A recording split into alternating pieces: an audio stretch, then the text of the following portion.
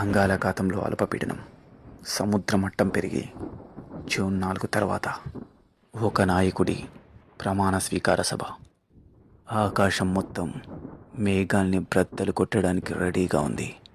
చిన్న పెద్ద జనమంతా ఆ నాయకుడి కోసం ఎదురు చూస్తున్నారు. ఆ నాయకుడు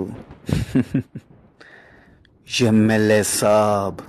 ఎదగరా ఎదగరా దినకరా, జగతికే జ్యోతిగా నిలవరా.